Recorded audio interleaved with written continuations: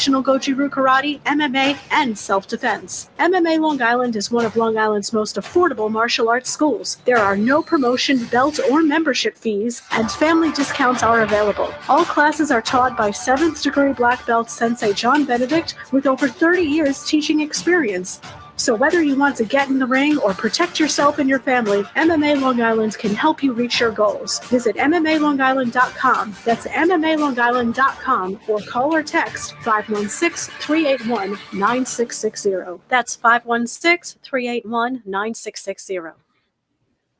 Edward Lehman has been a trusted insurance advisor for over 16 years with insurance solutions for auto, home, commercial, life, and retirement. He's located at 54 Sunnyside Boulevard, Suite H in Plainview. That's just 1,000 feet south of 495. Local agent, local advice. The time to think about insurance is before you need it. So do yourself a favor, and before you pay your next insurance bill, give Ed and his team a call, 516-935-3900, or visit them online at www.allstate.com/EL. Edward H. Lehman Insurance is your trusted insurance advisor.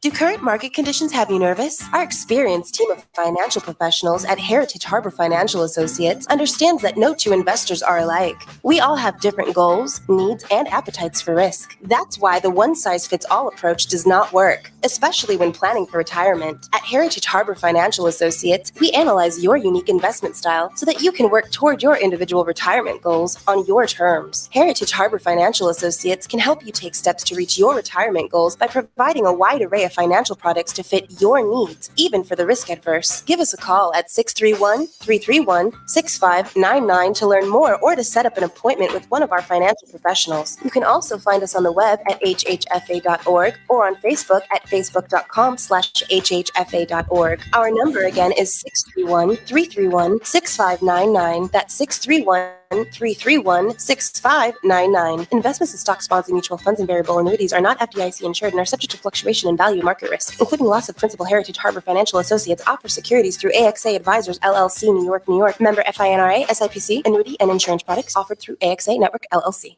It's the Worldwide Sports Radio Network. The Sports Hit List presents Smoking Mirrors with Declan Krogman and the Polius Brothers, Greg and Stefan, breaking down the biggest news in sports, giving you the stories behind the story. Here for all the smoke, all the time, right here on the Worldwide Sports Radio Network.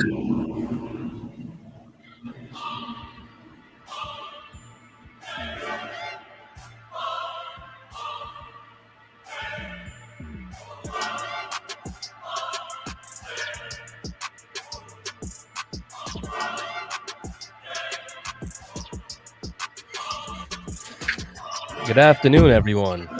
You're currently listening to Smoke and Mirrors, presented by the Sports Hit List on the Worldwide Sports Radio Network. I'm your host, Stefan Polius, alongside my fellow hosts, Declan Krogman and Greg Polius. How you guys doing today? How was your weekend? Good afternoon, first of all. And, first time back in the box yesterday, I'll say I had a good weekend. It felt good to be back after over a year. Yeah, no, you look good. I watched those at-bats. There's some videos out there. You had some good swings. Appreciate that. What about you, Deck? How you doing? Not too bad. Excited. Obviously, we got a great show today. We got Chuck Baldy and my father making their debuts on Smoke and Mirrors. Yes, indeed. Couldn't be better, man. I had a nice weekend. Just chill, low key. We're all good, man. Can't complain. Very excited. Nice. No one asked me, but my weekend was good too. Well, we assumed it was good because you asked. Asking doesn't mean it's good, but it was good. Actually, this week is my birthday week. I am turning a whole nother year older on Friday. Piazza. Yeah, all right. To quote a very famous person, you are now 1 year closer to extinction. I see. Insiders. That's cool. And you're right, I am. So there's that. But for now, we're going to talk some sports. It was a busy weekend. I think there was a lot going on. And for those of you who enjoy March Madness, you were probably going a little mad because there was a lot happening. I mean, you have 9 upsets in the first round of play, followed by another 4 in the second round. I mean, the second round's not over yet, so there can still be some more upsets that are out there. But in that first round, though, some notable ones. Obviously, you have Oral Roberts, which I had to look up where that's located. I didn't know. It's in Tulsa, Oklahoma. But Oral Roberts, doing a great job against the second seed Ohio State, coming in as a 15 seed.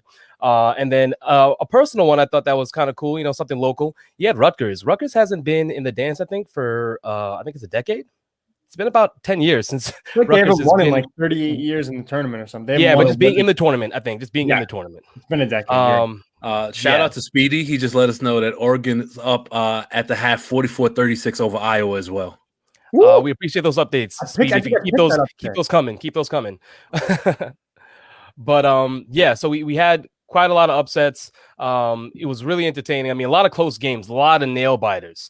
And I'll kick it to you, Deck. What'd you like? What were your teams? How's your bracket doing? I'm in a bracket pool with about 35 people, and right now I'm chilling in second. I am so happy. First of all, and I'm going to try to make all my upsets quick. I had Cuse over Clemson. I had Rutgers over. Who the hell did they play again? Why can't I remember? First round? Rutgers was Clemson. They played Clemson in the first round. Oh, sorry, Rutgers, Clemson. Yeah. Wait, no. Was it? Okay, and then who did Cuse play again? Because I had Cuse over somebody. Syracuse. It was a 3, right? They played San Diego State. So I had those 2 upsets. Then I had Loyola Chicago beating Missouri. That wasn't an upset. But then I had Loyola Chicago yesterday taking down Illinois, and they did just that. That got me so many extra points. It wasn't even really close, though. Which surprised me. Yeah, not even. I mean, the Fighting Illini were ranked in the top 5 for the majority of the season, so that's a huge upset. I mean, that's the first 1 seed going down. But then you had another upset. I had Ohio in the first round. They were the 13th seed. They against took Virginia. 4. Yeah, but I will be fair though. I did have Texas. I had Texas in my Final Four, and horrible. It didn't hurt me that much, but it still stinks. I got Houston winning it all though. Yeah. Okay. All right. Houston winning it all. I mean that's something to look out for. That's today, right? You know what this sounds like? Chances. I remember when I used to do brackets, I would do like a regular bracket, then I would do an upset bracket. It sounded like Declan went with the upset bracket here. Oh, for sure. Not even so great. Houston's losing. Anyway, thanks, Speedy. I didn't necessarily go with an upset bracket, but I didn't want to go. And there's you can go upsets and still take the chalk and go Gonzaga. I don't know a ton about college basketball in 2021, but I decided I was going to go with some stuff nice, that would feel pretty decent. Yeah. And for some reason, I think honestly, shout out to Carl, Coach Womack and Chuck. I think they put me onto Ohio. And I was like, I think Ohio can win. And they took that. But I did have Winthrop over Villanova. And that didn't go too well. Yeah. Yeah. You got to take some chances, man. You got to risk it to get the biscuit. 100%. And you, with your upsets that you chose, you already closer than most brackets are. Yeah, I'm kind of surprised, honestly. I think everyone is. What about you, Greg? What's it looking like for you? I mean, I didn't do a bracket this year personally, but just from the outside looking in, obviously you have Gonzaga as a favorite, but I had Illinois in the big game, in the championship game. So in your mental bracket. Yes, in my mental bracket. So that kind of went out the window. But I did tune in to Chuck and Coach Womack talking on the Sports Hitless last week about their picks, and I believe they mentioned Ohio, and a couple other sleepers that would make good runs. Yeah, I mean they did pretty good. Shout out, UConn. I think I had them picked at least in the one bracket over Maryland. James Bouknight, went to middle school with him. Played baseball with him. He's 2 years older than me. I think he's 3 years older than me, but he was 2 grades older than me. He was kind of putting the team on his back. It was a tough. They kind of fell off towards the end. They got tired, but they put up a hell of a fight, and the Terrapins just kind of, hurt them away. Manny, as usual, as he is with his Raiders, in the comments is talking about Michigan taking it all. Yeah, whatever. How do we feel about Speedy just put in the comments Michigan's losing today. Yeah, So we'll let them duke it out. We got a while before the commercial break, so Speedy can have some time on his hands to go at Manny's throat. I'm sure that'll be an exciting bloodbath in the comments. Yeah, and as Declan said, you have the second round being played today, on Monday, the first half being played on Sunday, and then you have a few teams that are already in the Sweet 16. So it's exciting. It's definitely been exciting March Madness so far. It's been madness. But moving along into the next big news of the weekend, hold on, before we get to that, okay. I just want to speak to, because a lot of people may wonder why these upsets are happening at this rate. Boy. Yeah, and I think it has a lot to do with the blue bloods of college basketball not being viewed as, the quote unquote blue bloods. Yeah, they'll get the top. Now it's Duke, UNC, Kentucky. Who else? Kentucky, yeah. Programs like that are normally in your top 5, top 7 teams every year that are usually picked to win it all, get the best recruiting classes all the time. But what's happening is guys are realizing they don't have to go to these premier blue blood universities to get into the league. If you look into the league right now, some of the best players in the league have come from mid-major schools. Kawhi Leonard, Paul George, Steph Curry, Damian Lillard, CJ McCollum. All these guys came from John Morant. They came from small-time schools. And what it's showing is that you don't necessarily need the media coverage behind you if you ball out in college. I mean, John Morant's living proof. Yeah, he went to Murray State, and people didn't know about him unless you're a real basketball head until he got to the tournament. Yeah, and turned some heads on that. And I think we're gonna see more upsets like this in the future, because not only is it the blue bloods, kind of losing their steam, in my opinion, but it's a lot easier for a mid-tier recruit, like in the top 100, but he's on the back half, to go to an Oral Roberts and shine than going to a UNC and sitting on a bench for a year and change. Yeah. Oral Roberts, by the way, that's insane that they were able to pull over the upset over Ohio State and Florida, created some nice memes. I mean, Oral Roberts, that just sounds like an old school baseball player. Like, he definitely played in Cy Young's day. Oral Roberts. Like that's who that reminds me of. No, you know what? That's spot on. Seriously. Yes, that's spot on. I was thinking Moral Oral, which was like a show on Adult Swim. That's the only thing that really jogged my memory. But old school baseball player for sure. Yeah, I could see it. He played when there weren't numbers on the back of the jerseys. That's an Oral Roberts player. Nice. But moving along, I want to make sure we get to everything. Getting into that next story, which is LeBron James getting injured. All right, so he's out indefinitely with a high ankle sprain, and he's really good about coming back from his injuries. But he is the Lakers. I mean, as you say, AD's been out since I think mid February, so they were pretty much relying solely on LeBron at this point. So now you have a lot of role players and support players that have to come together and get these wins out in the West, where obviously it's not easy. So, Greg, what are your thoughts? What do you think about what the Lakers have going on right now? Can they do it without LeBron?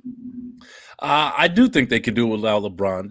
They're a well-oiled machine. Do I think they're going to come up to a couple road bumps? Sure. But I don't think the Lakers care about seeding as long as they're there. I don't really think they care about seeding. And then you get AD and LeBron back before the playoffs. I don't think it matters much who they play.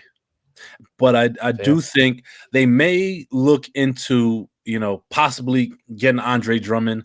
Who knows? I think losing Dwight Howard and JaVale McGee is actually coming back to bite them now.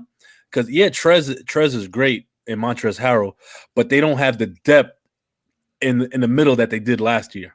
Marc Gasol is also hurt as well. I think he's coming back soon, but Marc Gasol also hasn't been good this year at all. Also true, but he's just, at this point you need bodies, right? And it seems like they're lacking bodies. This is true. But yeah, Deck, what do you think? What you got going on? Yeah, so in terms of trade possibilities for the Lakers, a guy that kind of just not necessarily hit the market today, but just announced that he wants to trade is Aaron Gordon. I think that's a big man that could really, they could make some numbers with him. That could totally fill up the spot of AD being hurt. I think he can play well. with the guards they got on that team. I think in LeBron and AD's absence, he's a guy that they could totally use. And, going forward in the future, to have not only just LeBron and AD, but to throw in a guy, to play the 5 at Aaron Gordon, I think is something that could really benefit them in the long run, not just for this year, making up for injured time. Well, that was my other question. I wanted to know what you guys thought about, trade options for the Lakers if they are looking at it. One thing I did see was that for the Lakers, their cap space, they have about 1.5 million cap space. So it's not like they can go out there and bring in someone, anyone. They have to maneuver very well. And when it comes to leverage, they only have one first-round pick that's actually tradable, which is in 2027. So it's not even a very desirable first-round pick. So it's going to be tight if they are looking to acquire a player. But I truly believe that they're going to need to bring in someone. I guess, yes, Greg, I agree with you that, the seeding might not matter to them. And once LeBron and AD are back, really LeBron himself, AD is just, it makes it unfair to most teams. But there's a lot that can happen in between then that I think, you want to be able to have a stopgap. And I believe they need that. Yeah, I also think, some of the bench guys are going to step up in like a Horton Tucker. You're going to see him, do more because he has to. Like, even a Kyle Kuzma. I know they opportunities there. Yeah, people haven't been high on Kentavious Caldwell-Pope, KCP, but this is his time to shine right now. Everyone's right. Like, I think every player now has the opportunity to like be the guy. You can say, Deck? Honestly, KCP, if they're going to make a move, I don't really see a scenario where he wouldn't get traded for in that package, especially. I agree with that. You alluded to them not having, a lot of draft capital. Yeah, I also think that something that might be more interesting is having Talon Horton Tucker be in a package potentially if you're trying to bring somebody back in, because that's actually maybe for a team more advantageous to take advantage of than the 2027 first round pick. So I think there's creativity that the Lakers can do in order to stay competitive and bring in some depth that they don't really have at the moment. But we'll see. I think it's going to be interesting seeing the LeBron list and AD list Lakers right now. They lost to Phoenix last night. I'm sorry, Greg? They lost to Phoenix. I said they lost to Phoenix last night. Not surprising. Shout out to the Suns. Shout out to the Suns. I know your sister's happy, Declan. Very happy. She didn't watch last night. She's very happy. Listen, Steph. Now, do you think they're going to make any moves? I mean, I think so. I just can't imagine them resting on their laurels and not trying to make a move for depth or just to have another solid player there, because a lot of it, the Lakers, they revolve around LeBron. And yes, he's coming back. When he comes back, maybe it's 2 weeks, maybe it's longer. You want to have, again, that stopgap. But moving forward, if you have another reliable player that's outside of LeBron and AD, you're only going to do yourself more favors down when you get into the playoffs and, the nitty gritty. So I think they will. I agree with you, Deck, when you talk about Aaron Gordon, that's a very interesting piece to bring in. Yeah. Just like, even if LeBron and AD weren't hurt, just to like have Aaron Gordon, to me is he's a good three. Yes, exactly. But I mean, a third piece. You know what I mean? Yeah, no, I get what you're saying. He's a good third piece. He doesn't necessarily require. He doesn't have I wouldn't say an ego, but he doesn't require as much maybe as another superstar would as far as touches. But he can be a vital piece to a team. So I think that was a good take. Shout out to my guy Phil in the comments, said I scooped Horton Tucker in fantasy and I hope he goes off. You're not wrong, bro. I definitely do hope he goes off. Didn't he get traded to the Bucks? What are you talking about? The Rock? Oh, sorry, that was the other guy. Never mind. Apology. Speaking of, Tucker, on the Rockets, whatever. That's where he is now. He didn't get traded. No. I'm not talking about PJ Tucker. I'm talking about Horton Tucker on the Lakers. Okay. But Tucker did get traded to the Bucks, right? Yes. You made me look stupid for 2 seconds. All right. I did nothing of the sort. You did that all by yourself. There was miscommunication there. There's a lot. You can't just say Tucker. It's very confusing. No, I said Horton Tucker. I said that. He did said Tucker in the comments, and then you read Tucker, and I was like, oh, like selective listening. How the hell is PJ Tucker on the waiver wire? Anyway, no, Manny, I won't pay attention because Horton was not even mentioned. All right.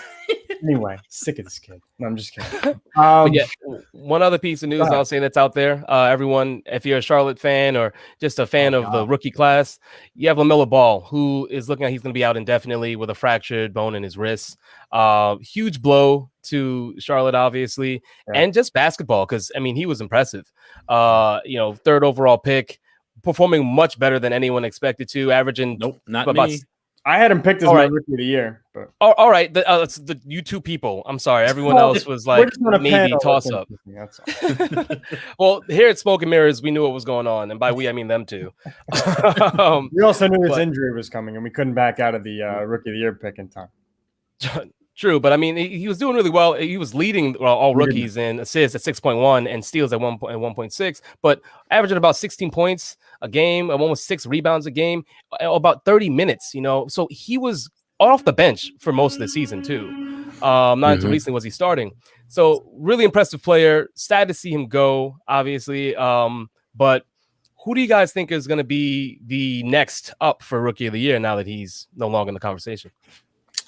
So I think he still has a chance at it because he was so impressive in this short go. Okay. But the whole second half and no other rookie can. No. I'm not saying that they can't overtake him, but as a player, he was that impressive because you can't see the turnaround in a historically horrid organization. Yes. Under Jordan's rule, ownership, and not mention LaMelo Ball. Agreed. Yeah. But the one on his heels right now is Anthony Edwards. Man, he just said Ben Simmons is going to win it again. That's pretty good. That's really good.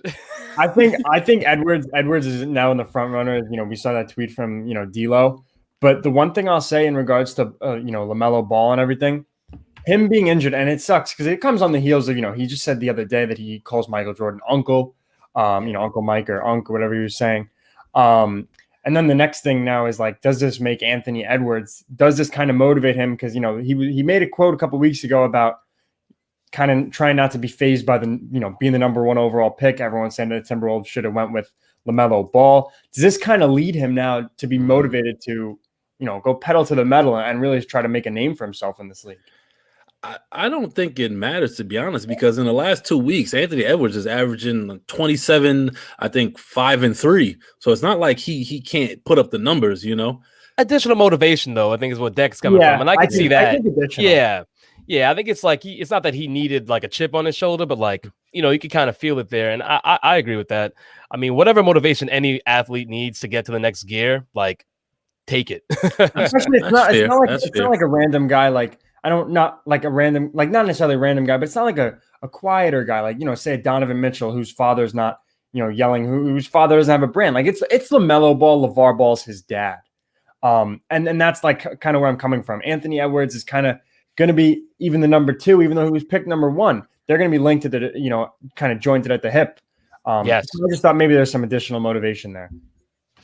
I agree with that. Also, just, speaking about LeVar Ball, obviously that LeVar Ball is just a force. So there's a lot there as far as LaMelo and Anthony Edwards. But Kyrie's going to miss 3 games.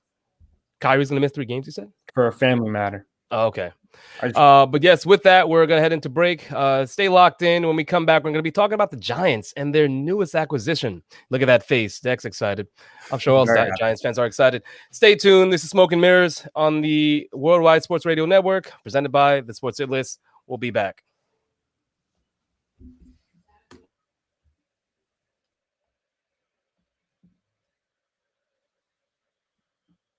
It's the Worldwide Sports Radio Network.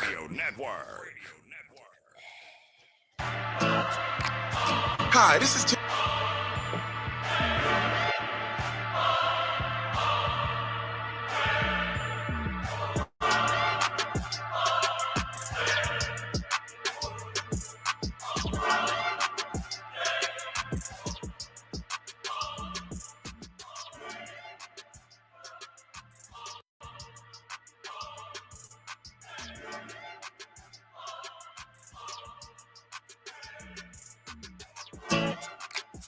Hi, this is Terry Crews. actor, former football player, game show host, father of 5, and all-around big dude. I'm also an expert on drama. I know all kinds of drama. There's the good kind that comes with having a house full of kids. There's the bad kind like season-ending injuries. There's the necessary kind like having an agent in Hollywood. And there's silly drama like the drama around my percolating pectorals. And then there's the drama you can skip. Skip the drama that comes with not having your high school diploma or equivalency. Find free adult education classes near you and finish your high school diploma. Visit finishyourdiploma.org. Or text diploma to 97779. Message and data rates may apply. Reply stop to opt out. That's diploma to 97779. And leave the drama to actors like me. Brought to you by the Dollar General Literacy Foundation and the Ed Council. Adopt US Kids presents Multiple Choice Parenting. Your daughter just had her first breakup. Do you A, put yourself in her shoes? How could he do this to you? And for Sheila, she has split ends. B, console her? Oh, sweetie, this is going to happen a lot. 4, maybe 5 more times before you get married. C, take charge. Got to get this all straightened out. Give a little talking to, man to man, mano a mano. Hey, Steve! It's now a good time? No? Okay, no problem. Bye. Or D, help her find a new boyfriend. I know a great place to meet boys. The internet. Nice, single boys. Never mind. How about some ice cream? As a parent, there are no perfect answers. But you don't have to be perfect to be a perfect parent. Thousands of teens in foster care will love you just the same. For more information on how you can adopt, visit adoptuskids.org. A public service announcement from the U.S. Department of Health and Human Services, Adopt U.S. Kids, and the Ad Council. Be fearless at MMA Long Island and Seituha Karate. Located at 28 Colt Court in Ronkonkoma, MMA Long Island is the martial arts school for you if you want to learn combat-proven techniques, build confidence, discipline, and self-esteem while learning real martial arts to fight back against bullies, predators, and peer pressure. MMA Long Island offers group and private lessons for all ages and levels in traditional Goju-Ryu karate, MMA, and self-defense. MMA Long Island is one of Long Island's most affordable martial arts schools. There are no promotion, belt, or membership fees, and family discounts are available. All classes are taught by 7th degree black belt Sensei John Benedict with over 30 years teaching experience. So whether you want to get in the ring or protect yourself and your family, MMA Long Island can help you reach your goals. Visit MMALongIsland.com. That's MMALongIsland.com or call or text 516-381-9660. That's 516-381-9660. It's the Worldwide Sports Radio Network. This is Smoke and Mirrors on the Worldwide Sports Radio Network.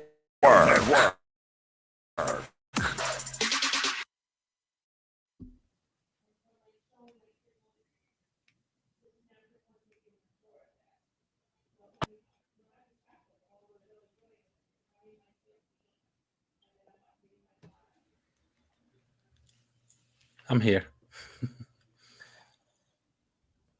Glad you are. And your mic's not muted. No, it's not. Finally. Well, it just took, 2 weeks, 3 weeks.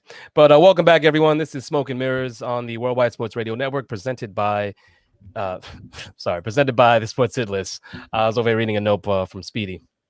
But yes, thanks for coming back in with us. As I said before the break, we're talking about the Giants, and they got a nice little piece on the outside right now, and Kenny Golladay signed him for a 4-year deal, $72 million and $40 million guaranteed. So that $18 million a year that we were talking about on Friday, he did get that number he wanted. And one of the holdups apparently, or I guess hesitations on the Giants' part, was said that they were a little concerned with his rocky relationship with Matt Patricia, who didn't have a rocky relationship with him. He wasn't good. But also a little concerned about his hip injury, which held him out for 9 games at the end of the year last year. But Giant fan Declan, how are you feeling? You happy? You excited? You think that you guys are going to go to the Super Bowl now? What's going on? Super Bowl. We're in a dynasty, all right? No, I'm very happy. It's a great signing. He's just so complimentary. He's going to be the number one in that offense. It's excellent. I love the signing. listen, we said on Friday, 16, 17, 18 mil would be fine. He got 18 and was it 8? Oh, he was looking for 18 and a half. He got 18. Yes. He got Some 18. are saying overpaid. Clearly they haven't watched Kenny Golladay. I'm totally fine with it. Even if they overplayed by a slight fraction, I'm fine with it. But the thing that is so stupid, and I wish I didn't have to talk about this is exactly what Dave Gettleman, what that, front office, I almost said administration like he's a president. What that front office is kind of about with him at the head. They are talking about, did this man have a rocky relationship with Matt Patricia? Like Matt Patricia has a leg to stand on and possesses any credibility. Yeah. It's beyond ridiculous. The same guy who, did they go to did the Rams go to Matt Stafford and say, hey, why'd you have an issue with Matt Patricia? Why'd you, not want to go to the Patriots because he was there? No, of course not. Listen, the issue could be with anybody else, but you're going to bring in Matt Patricia, a guy you didn't hire intentionally, as if he has any, business being in this discussion? No, but it's a great signing, and I'm very happy about it. What you got, Greg? What's your take? Again, Jets fan, objective take. Objective take. Please, I got you. For those that are saying it's a slight overpayment, I don't think it is, because this is Daniel Jones' make or break year. Regardless if I think he stinks or not, the way a Stephon Diggs helped a Josh Allen make that jump, you could see a potential jump from Daniel Jones. Although I don't think you'll see it, but the possibility is there when you put a dynamic threat on the outside and you have complementary pieces like Slayton and Sterling Shepard. I'll be interested to see what Saquon Barkley is coming back. To be very honest, I am still in the camp is he's not as good as the way people talk him up. I think we'll see. Sorry, go ahead, Steph. Yeah, and I was just gonna say, I don't think he has to be that good technically. I think he was on like struggling Giants offenses where he had to carry, and he showed that he could be, dynamic and explosive. But he really doesn't have to be all of that for the Giants to do well. And he has enough talent. I think we all have seen the talent that he can, do go above and beyond. But hopefully, the Giants put enough additional pieces in that offense to not require Saquon to take over. Wait, hold on. But what additional pieces they have? Kenny Golladay, John Ross. I'm not just talking about the skill positions, like offensive line. Yeah, because what lanes he's going to be running through, right? Like Saquon Barkley did a lot with nothing, but you can't do that every year. And we've seen that, the injuries, you could say that it probably is a part of maybe a byproduct of him potentially trying to do too much when there was nothing there. So that's what I'm saying. Not the skill positions, but more so the offensive line, maybe getting some help there. You got to make it easier. I got to ask Declan this question. If Daniel Jones doesn't have a good year, and do you think that, he's gone because they're not going to renew it, but do you think that Dave Gettermoon would get fired given how much the Maras seem to like him if Daniel Jones doesn't have a good year with all these weapons? Because at this point, there's no excuse. Yeah. So I think Dave Gettleman, especially if they go, 6-10 again or 5-11, if they really regress, I don't see them regressing, to be honest with you. I see them as a 7-8 win team, especially now with Golladay. That's huge for them. But yeah, to answer your question, yes, I think Gettleman would get knocked away completely. He deserves to. I thought he should have been fired 2 years ago. And even I was upset, I don't want to say many because I guess it wasn't many, but I was pretty upset when they hired him back in December of 2017. But yeah, I think it would be time to go. And in regards to Steph's point about Saquon, you're totally right with the way he cuts. He's an excellent running back. He's got top 3 potential. He was, he had that. That's kind of the flash in the pan, that he was when he won Rookie of the Year in 2017. He always goes for the big run, and that could hurt him, and that could kind of be why, with the wear and tear on his knee. I'm not worried that he's not going to come back to full strength because I think he's a sub 25. Well, I know he's a sub 25 human being, and I think he'll be all right. The one thing I'm worried about is this offensive line has been bad now, and we see it in Dallas with Zeke. The Dallas offensive line went from being tops, and Zeke was one of the best running backs in the league, to now it's getting to the point where why'd you pay him that much if you can't block for him, and he's doing horrible. Not even better than Josh Jacobs. What a fool. Not even going to respond to that. I didn't see it, but I'm loving the reaction. I saw you look. I was like, oh, what happened? I was like, oh, good. Stop it. We're just 4-12. I had to laugh. Yes, exactly. That is. Same guy. He said, you know what he said to me the other day? He said Josh Allen played like a goat this year, but he's trash. How do you play like a goat and you're trash? Anyway. I mean, he was obviously just trolling you, bro. Clearly. I trolled him back, but it's all good. What I will say, I'm sorry to cut you off, Deck, but I just want to make sure that we get into everything, right? Because we got a hot topic coming up, and I don't want to skimp on that. Everyone deserves to hear about this next segment. Right. So I just finished up with saying that apparently the two players that were really in on helping Golladay come to the Giants was Daniel Jones and Jabril Peppers. Went out to dinner with him, and they had conversations after Golladay spoke with front office and the coaches. He had a conversation with Daniel Jones, Jabril Peppers, I guess some other players as well, and he liked the environment and he liked what the Giants were building. Apparently, from what Golladay is saying, I'm paraphrasing. But there was a mutual understanding. He had respect for Daniel Jones. Daniel Jones obviously has respect for him. He likes Daniel Jones's game. Now, that could just be PR stuff where it's just, you're not going to say anything that you don't want to say, especially if you're about to join the team. But what's out there now is that there's a mutual understanding and respect for each other. And good on Daniel Jones. I was actually a little impressed by that. Him going out there and being one of the players that's deciding to bring in talent. Because I love my Jets, but Sam Darnold, wasn't necessarily recruiting. He doesn't feel comfortable doing that. Maybe he did the Le'Veon Bell thing, though. I don't know how. I don't know. That was definitely more Jamal Adams with Le'Veon Bell, sure. And he called that out.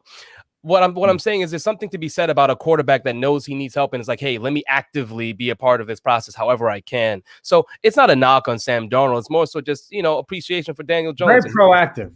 Yes, exactly. Very proactive.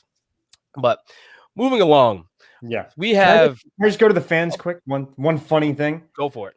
Someone just said Drake's the lead back to Manny, so I'm excited to see how this goes over with the little Drake and Josh situation over in Las Vegas. But continue, Steph. I'm sorry. Good Nickelodeon show, but great Nickelodeon show. Oh my God, I'm gonna binge watch it after this for now. But yes, so like I said, moving along, we're going into baseball, and this is a discussion that Declan himself started. He put a little poll up there, just asking who has the best middle infield in New York between the Mets and the Yankees. You have Gleyber and DJ, obviously, and then you also have Lindor, now our new acquisition for the Mets. I say our because I'm a Met fan. I will put it out there if you didn't know that. So Lindor and McNeil. So the polls out there, I don't know if you have the numbers, Declan. Do you remember what the final numbers were? It was like 15-7 or 8 for Lindor. In favor of Torres and LeMay. So Yankees? Yeah, so up the middle. So I could have just said the Yankees. But yeah, so that's what we're discussing right now. And I'm going to pass to Greg. You look very eager. I don't know if you were trying to look eager, but I could see there's like energy teeming from your eyes. It's your whole face. So I'm going to let you start. Who do you think has, as a Met fan, you're being objective here. Remember, I'm being objective here. Who has the best? I trust him to be objective. I trust him to be objective in baseball. So here's the thing. As you saw, Steph, in one of our baseball chats, I posted the picture, and this topic went wild for the last 20 minutes. And there were some people who brought up some great points in favor of the Mets. However, I'm gonna have to side with the Yankees here. Because to me, Lindor and LeMahieu are washed. They're both MVP type caliber players. So it comes down to Jeff McNeil over Gleyber Torres, or vice versa. While Jeff McNeil, I do think, will win a batting title at some point and is a gap-to-gap hitter, and adequate defense, I do think Gleyber is the more dynamic hitter in this very moment. Doesn't mean it can't change, but if we're voting here and now, I'm going to give Gleyber the nod because of the way baseball is played today, the fact that he drives in more runs, the fact that he hits more home runs, he gets that big knock. And doesn't mean McNeil can't do it. He just doesn't do it at the same rate. Yeah. Declan, what do you think? So I'm very happy to see you pick the Yankees. Also, hold on, Declan. I always tell Greg he needs to be objective, but I also want you to be objective as well as a Yankee fan. Well, I know Yankee fans struggle with being objective, but it's okay. Well, don't group me into that, please. First of all, second, stop it. You can say whatever you want about football. Me and you being, for our teams and stuff, but baseball is a lot of disagreements on football. Yes. I'm gonna go. So for baseball, obviously, with the Yankees Mets infield, I'm gonna have to go with the Mets, and here's why. Listen, I think that LeMahieu, it's the opposite world. It's really what it is. What the hell's going on today? It's a freaky Monday instead of a Friday. I'm excited to see what my dad and Chuck have to say. But I'm gonna go for this reason. Now, LeMahieu, I think, is better than. I'm gonna say LeMahieu is better than Lindor. We've seen it. He's more consistent. And he's just overall he's an MVP candidate every year, and he's like kind of like McNeil. I feel like he's McNeil. Wait. Every year? What? You didn't just you're talking to people who know baseball. You can't just throw things out there like that, unverified, unchecked, and expect it to rock. Well, MVP candidate this is not Mike Trout we're talking about. You clowns. I meant the last 2 years. All right. Okay, you need to qualify that. Yankees. Every year he's on the Yankees. That's very different. The last 2 years is very different than every year. I missed both. Every year he's on the Yankees. All right. I'll give you that. I just wanted to make sure you clarified for our listeners so they know that you're not saying something ridiculous. Thank you. Because he was not like he was in Colorado that he is on the Yankees. Yes. Okay. Lindor with a new team. I'm going to give the edge to LeMahieu based on talent. None of the the skeptics of him coming in. As far as Torres and McNeil go, I'm going to have to go with McNeil. Just because I think McNeil's more consistent. We see him, this is a guy who's going to hit 315, 320 every year and hit 25 homers. All right. Gleyber, not that he has a hole in his swing. He can be a guy who can hit 40 home runs, bat 285. He's going to probably lean more towards the 30 home runs, 260 or 265, maybe 35 homers. But we even saw it in the shortened season. I don't put too much stock into it, but we see that he's human and that the strikeouts could be a problem. I think McNeil's a more consistent player. I think it's very close. And I think, like Greg said, I agree that he's going to win a batting title someday, or at least be in contention for it. But I'm going to have to go with the squirrel on this one. The squirrel. It's funny he got that name. It's very accurate, though. He does kind of look like a flying squirrel. Well, I'm going to hold off on my opinion. And we are, like Declan said, we're bringing in his father, Brian Krogman, and we're bringing in Chuck from the Sports Hit List. And we're going to have a nice discussion. We're going to finish this up. We're going to talk about this middle infield because it's clearly a discussion that needs to be had. But like I said, we're going to break right now. Please stay locked in. You're listening to the Smoke and Mirrors on the Worldwide Sports Radio Network, presented by the Sports Hit List. But stay locked in. We'll be back soon. I said McNeil was more consistent than Torres, not DJ. It's the Worldwide Sports Radio Network.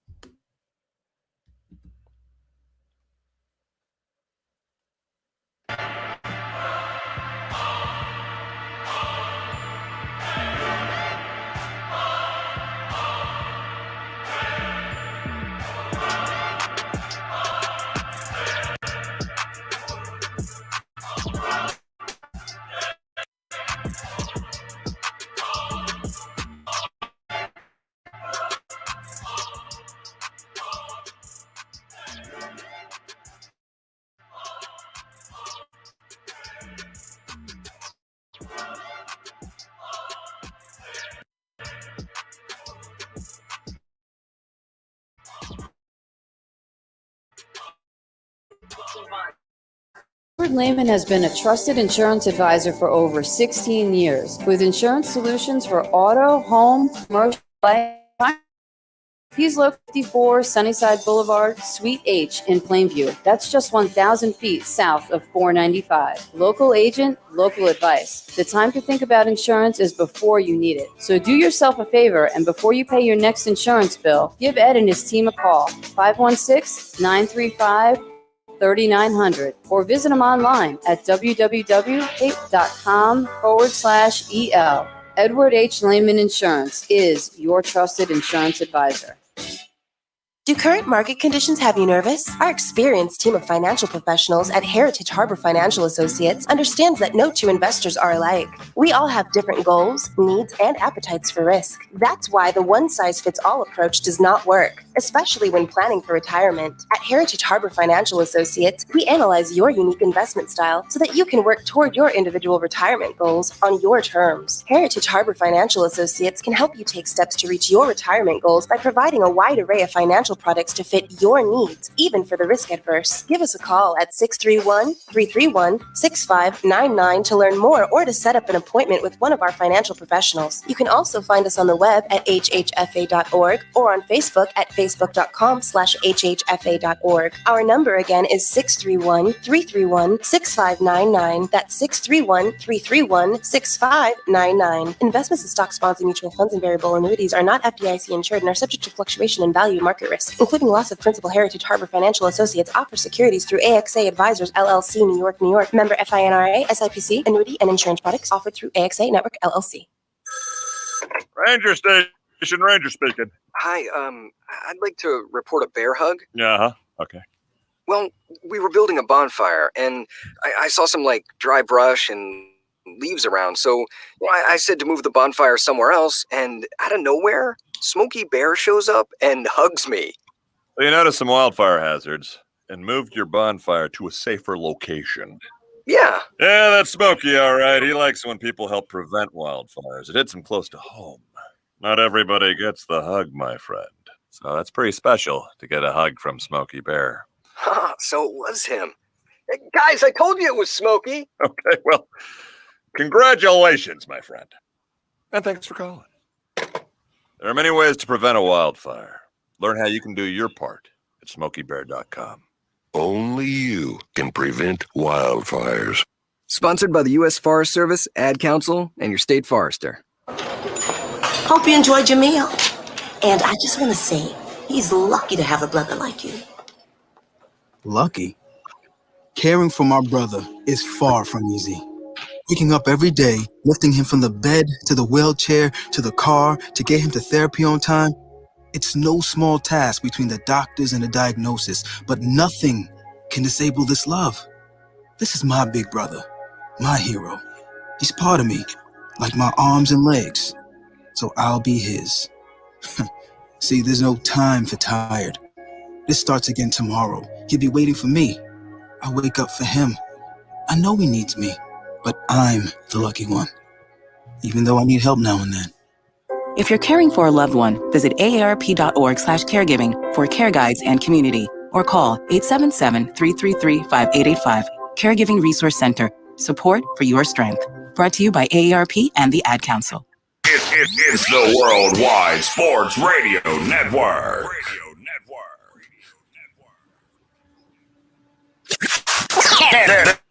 This is Smoke and Mirrors on the Sports Radio.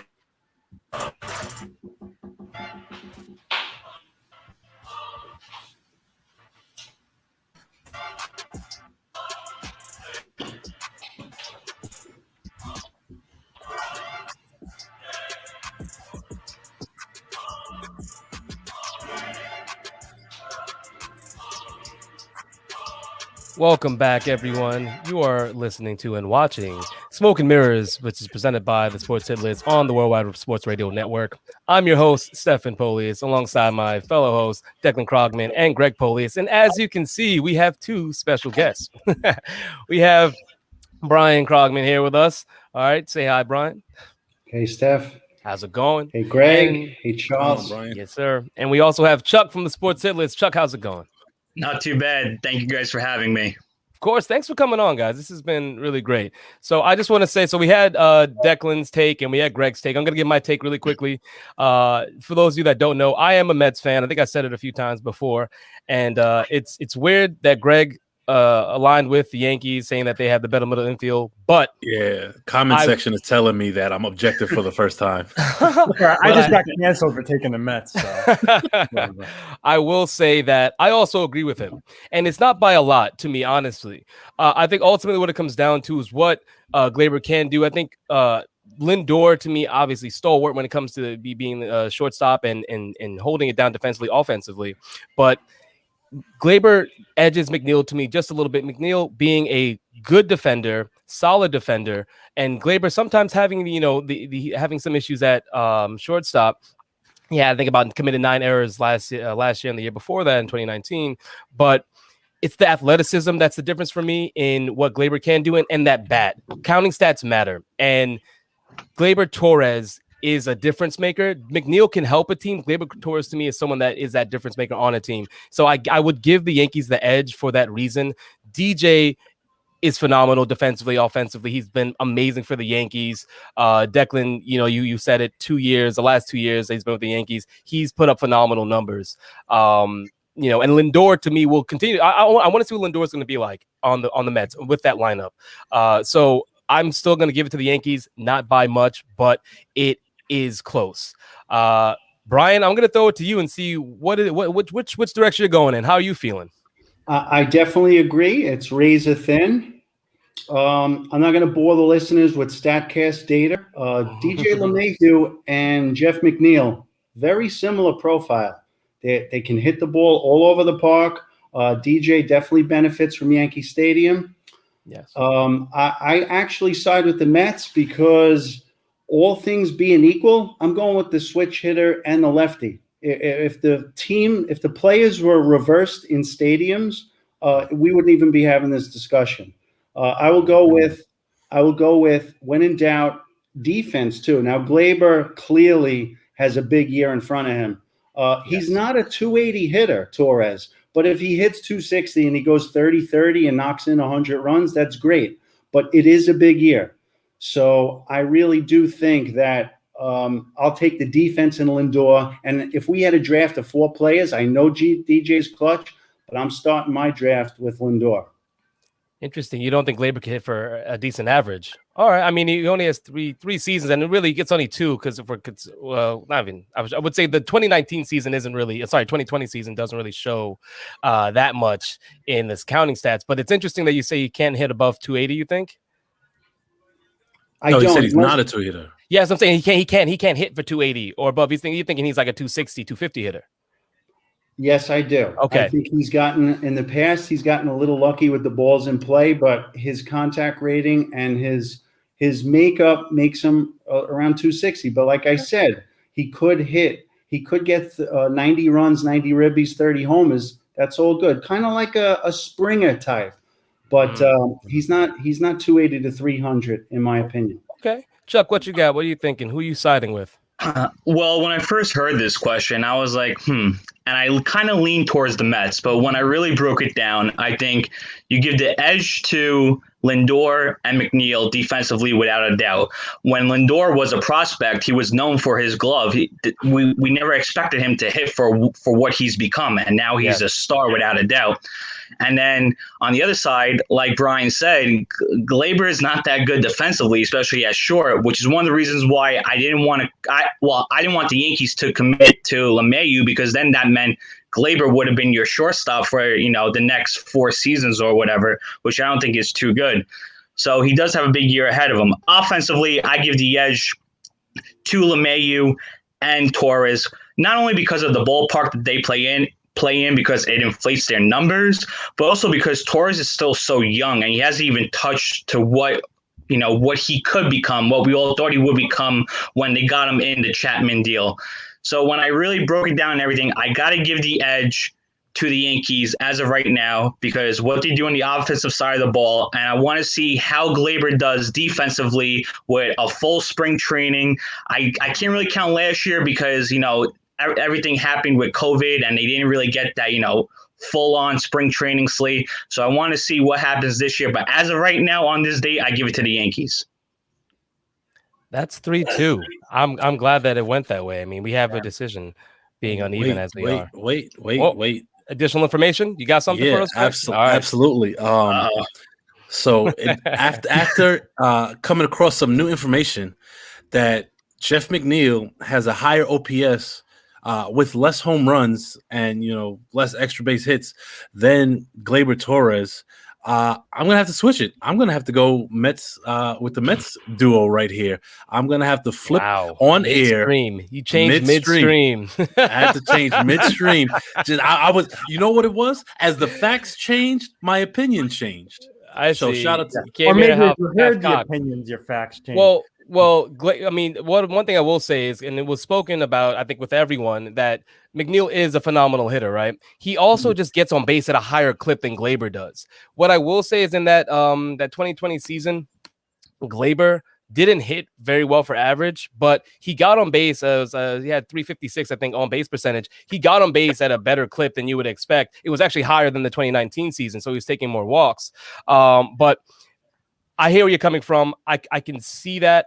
Like I said, it's razor thin for me. So either way where it falls, I'm not going to change. I'm not going to switch up on you guys. So Smoke and Mirrors fans, I'm not going to be that guy like some people. Yeah, I got to stick with the Mets too.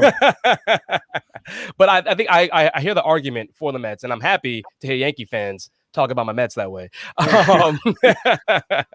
But yes, I think it's it's razor thin. And like you said, Chuck, when you break it down offense and defense, like there's the pros and the cons you see for both sides. Obviously, the pro for offense being Yankees and the pro for the Mets being their defense.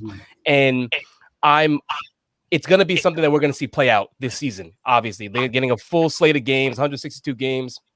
Lindor in a new environment, obviously Glaber and DJ being in the same one. So that adjustment, maybe we'll see how Lindor does. His spring training has started off slow, but I think recently he's been hitting the ball out the park a lot more, seeing the ball a little bit better. So we will really see. But I'm happy to see my Mets in the hearts of these Yankee fans as the better middle infield. Greg felt guilty that he picked the Yankees, that he was going to get kicked out of the 7 line and right center. That's why he wanted the Mets.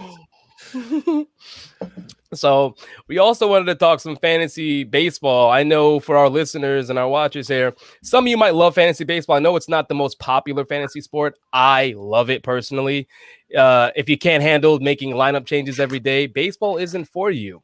But if you love to be interactive, baseball's the best. You don't have to wait Thursday game or a Sunday game, or if it's basketball, it's like maybe you have some guys playing on Monday, but no one really playing on Tuesday.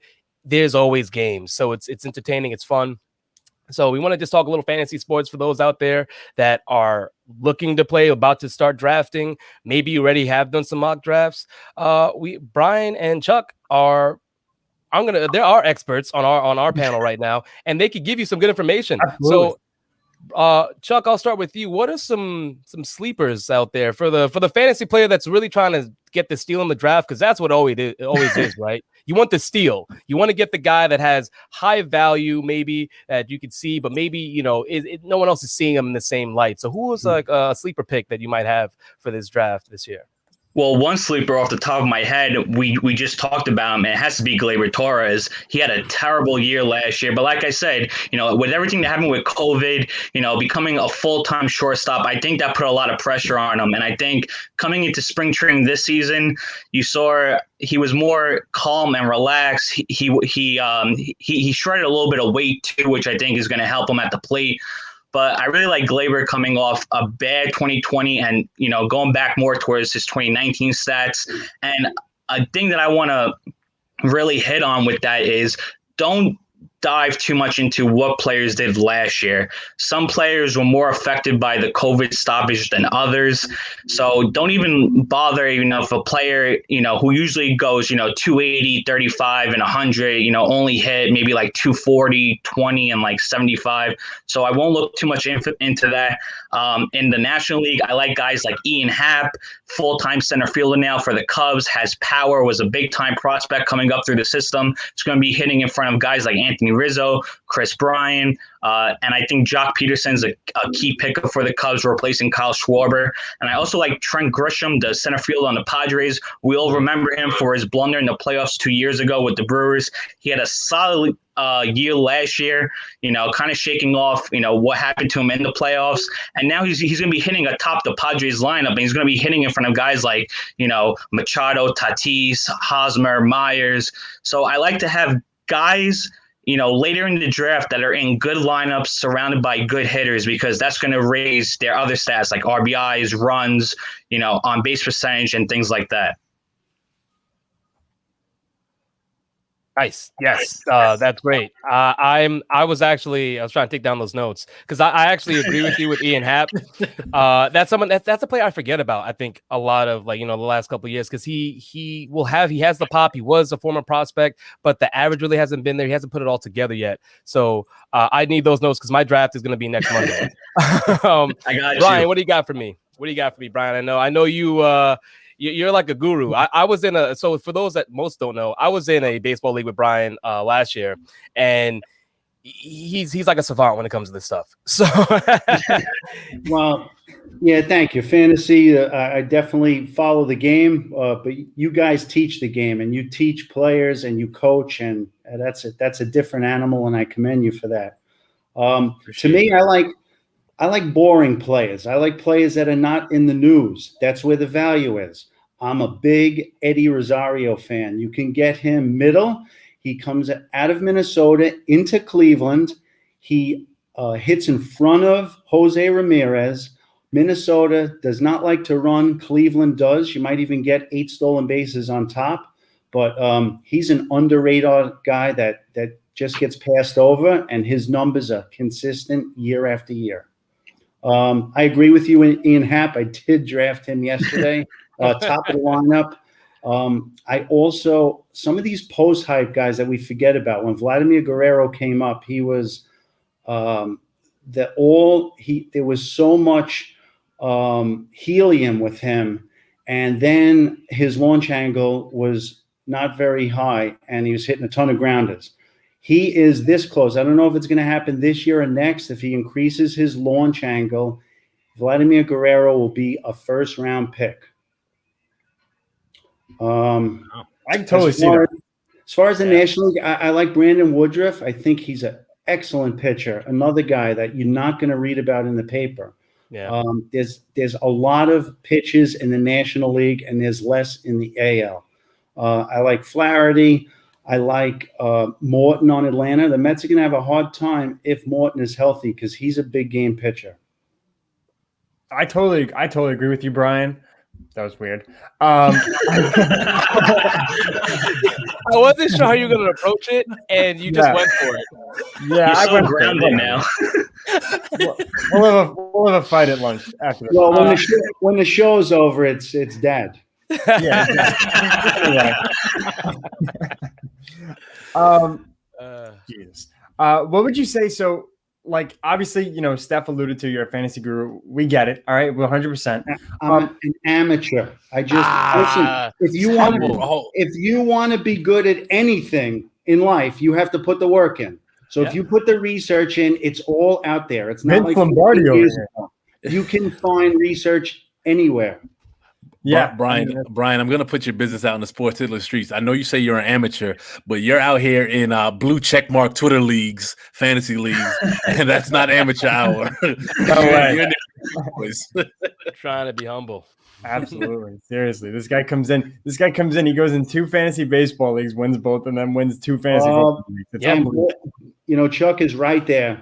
Every year he's right at the top. He's another one. Thank you. Does the research. He knows every player, and that's really what it is. If you know the player pool, once the draft comes, you're just slicing and dicing. All the prep work is done for you. Yeah, absolutely. So now, Dad, who would you say is some late relievers that you want to keep your eye on this year in fantasy, or especially with baseball in general? Yeah, well, the relievers. Chuck can allude to this. The reliever situation is a mess. You have committees. I'll even give you Tampa. The Tampa Rays last year had 12 different pitches with at least 1 save. So everyone going with Nick Anderson, 12 different pitches. But a late guy, like there's a lot of buzz around this Tanner Scott now for the Orioles. He's one of those unsexy picks. Who's going to take an Oriole? But you got the guy throwing 101. The pushback is, the Orioles are not going to win many games. There's not many saves. Well, the worst team in the league could still win 60 to 68 games, and you can cut that in half. You still might be around 27 to 30. But I wouldn't invest in closers because they are very volatile.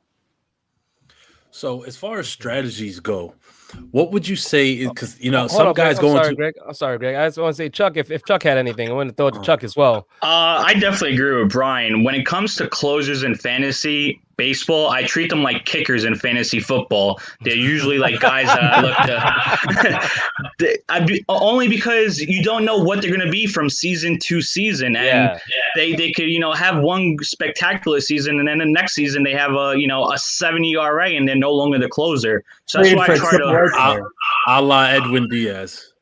Right, exactly. So that's why I try to hold off on them until like my very last pick. And we're seeing more committees now throughout the league. So it makes no sense to invest, such a high pick in a guy who might not even be able to help you midway through the season. That's good advice, Chuck. Yeah, but what I was going to say for both of you, Brian, I guess you could take it first. So I know some guys like to draft hitters first and try to like solidify, the big boppers, and as opposed to some guys who want to draft, top quality starting pitchers. What do you think the correct approach is to building a championship fantasy team? So the one most important rule when going into any fantasy league is know your rules. Same thing with the football. If it's 10 yards a point, 30 yards a point per pass, know your rules. Simple head-to-head league, you want a couple of aces because they can make the difference in a week. But if it's roto categories where it's 5x5, for all the listeners, 5x5 is you have your homers, runs, RBIs, stolen bases, and batting average. And on the pitcher's side, you have wins, strikeouts, ERA, whip ratio, whip/ratio, and saves.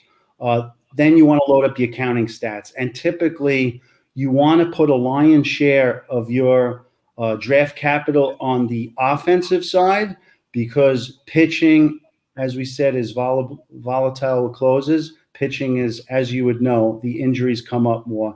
And there is a projection system that is much more, it's much more predictable to figure out what a batter is going to do than a pitcher. If one thing goes wrong with a pitcher, his ERA could be inflated, and that drops value immensely. Yeah, I definitely agree. You got to know like how your scoring is set up in your league. In my dynasty league, we're in a points head-to-head, and it's kind of where pitchers are more favored points-wise than hitters. So everybody's always trying to stack up on arms, without a doubt. And I think another key is to know which positions are deep. In baseball, you got, your 9 positions. So like second base, for example, is pretty weak, to be honest. So you might want to maybe take a second baseman before you take, let's say, a shortstop, because shortstop is probably one of the deepest positions in the game. Outfield is definitely by far the deepest position because every team has 3 outfielders. Another thing to look at really is to not reach for prospects. I understand we want, the Wander Francos of the world, the Mackenzie Gores of the world, but the questions with prospects is we don't know when they're going to come up because teams like to keep players down for service time reasons. And then we don't know how big of a role they're going to play once they come up. So why invest a pick in them when you don't know if they're going to be able to help your team or not? And it gets people every year. They take Wander Franco, in the middle rounds, and then they get stuck with him on his bench because he's, killing the ball in AAA, but Tampa won't call him up. So that's my advice. Also, I do like to have depth, especially when it comes to pitching, because guys are more successful. I can't even say the word when it comes to Tommy John. So, if you have your 2 aces go down with Tommy John, then your pitching's looking a little weak. So that's why I like to have depth on the back end. And some pitchers fall under the radar. Like Brian said, guys like Brandon Woodruff, Kyle Hendricks always falls because he's not a flashy name, but he's probably one of the most consistent pitchers in baseball over the past, couple of years. So it's all about depth, filling positions that are weak, and don't reach for prospects. Some sound fantasy advice. That was great fantasy advice, honestly. I love that. And what I will say is, to the point Brian made about knowing your league, my commissioner for my baseball league, which was Greg over there, he didn't, he made this league and supercharged pitchers, and no one really knew. Oh, he did the same thing with quarterback. Wait, when did I do this? I'm pretty sure. I'm pretty sure it's baseball. I think you might not recall. He supercharged quarterbacks and told us after the draft. We're talking. Well, you mean the league that was rushed to put together? Yes, we're not talking football. Okay, so you I think that's where quarterbacks. Steph's getting it mixed It up. might be that. It might be that. Yeah, might it be wasn't football. baseball. It was football. It affected me in a way that it made it seem like it was every fantasy league I've ever been in with you, and it was frustrating to draft a certain way and then find out after the draft, oh wow, all these people I drafted really aren't going to help me that much because I didn't know what the league was set up to be like. So Yeah, you my guys dad made was in the league. I remember that. yes, you guys made some great points. Really appreciate you, Chuck and Brian, for coming on. Thank you This was so great. much. It was great. I hope that our listeners out there took that advice because hopefully they'll help you win your fantasy league. And if you do, if those sleepers or even the advice they gave you helps, let us know because they deserve that credit. But that's gonna be it for us. Thank you for our guests again, Chuck and Brian, for coming on. I'm your host, Stephen Polius, alongside my fellow hosts, Declan Krogman and Greg Polius. We had a blast today. We'll see you on Friday. Enjoy the rest of your week. Talk to you soon. This is Smoke and Mirrors. Thank you.